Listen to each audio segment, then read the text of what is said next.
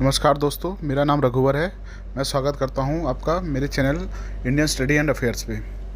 दोस्तों, आज मैं बात करना चाहूँगा मूडीज़ द्वारा जो भारत को रेटिंग दी गई है उसके बारे में।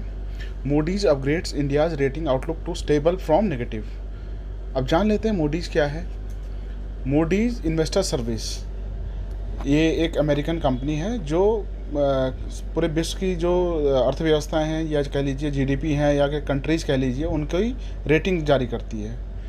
मूडीज़ की तरह कुछ और कंपनियां हैं जो रेटिंग जारी करती हैं। उनमें प्रमुखतः दो और मानी जाती हैं, स्टैंडर्ड एंड पुअर्स जिसको हम S&P के नाम से जानते हैं, एंड फिनटेक ग्रुप। ये तीन रेटिंग एजेंसियाँ हैं जिनको मान्यता एक वर्ल्ड लेवल पे है और कह सकते हैं यहाँ विश्व भर में जिनकी मान्यता ज़्यादा है और जो इनकी क्रेडिट रेटिंग्स को अच्छा माना जाता है। अब मूडीज़ का इतिहास जानना है। मूडीज़ 1909 में स्थापित हुई थी। 111 साल पुरानी कंपनी है और ये जो रेटिंग देती है उसको उसकी क्रेडिबिलिटी कुछ काफ़ी अच्छी होती है और मानी जाती है विश्व भर में। अब मैं मूडीज़ किस तरह की से रेटिंग जारी करती है उनके बारे में थोड़ा सा मैं आपको बता देता हूँ। आप देखेंगे कि यहाँ पे देखेंगे जैसे तीन कंपनियों के हमने लिया जो प्रमुख कंपनियाँ हैं।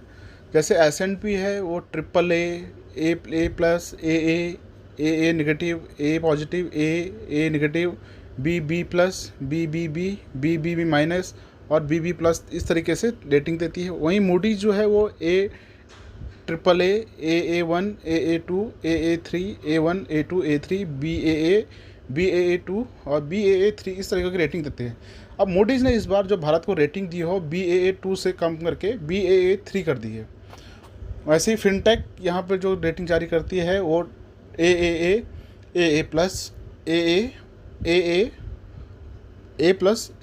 A नेगेटिव, BB+, BBB और BBB नेगेटिव इस तरह के रेटिंग देती है। अब देखेंगे आप कलर में इसमें लिखा हुआ है prime, high grade, upper medium grade, lower medium grade, non speculative grade, speculative, high speculative.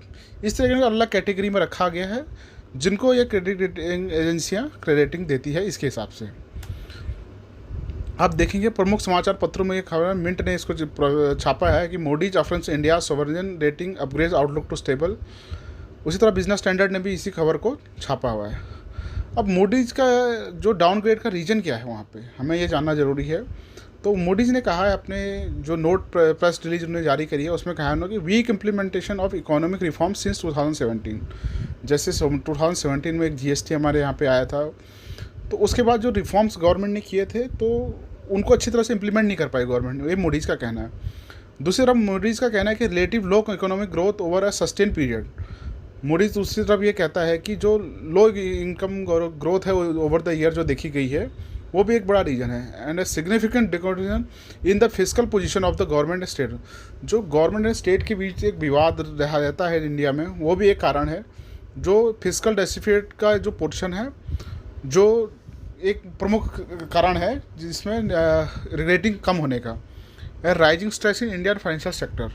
जो फाइनेंशियल सेक्टर में इंडिया का जो है कि सबसे बड़ी है NPA। जो NPA का दिन प्रतिदिन बैंकों का जो NPA बढ़ता जा रहा है इंडिया में, वो एक बड़ा रीज़न है जो इस रेटिंग को कम करता है। वहीं अब फिजिकल डेफिसिट देखेंगे इंडिया का तो वो काफ़ी बढ़ गया है 2020 में आके।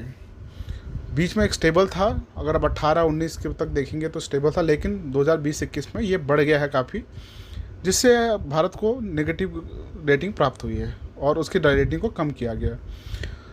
तो यहाँ पे एक प्रश्न आता है कि क्या ये कोविड-19 के कारण हुआ है ऐसा? तो मूडीज़ ने कहा है नहीं कि वो ये ऐसा नहीं है। तो मूडीज़ कहते हैं Moody was category that while this downgrade is taking place in context of the corona pandemic it is was not driven by impact. Moody's ने साफ कहा कि ऐसा कोरोना वायरस के कारण नहीं हुआ है। ये जो लंबे चले वाले इशू हैं जैसे जो अर्थव्यवस्था में जो कमियां देखी जा रही हैं, जो रिफॉर्म्स हैं जो इंडिया में अच्छी तरह से लागू नहीं हुए हैं, उनकी वजह से ऐसा हुआ है।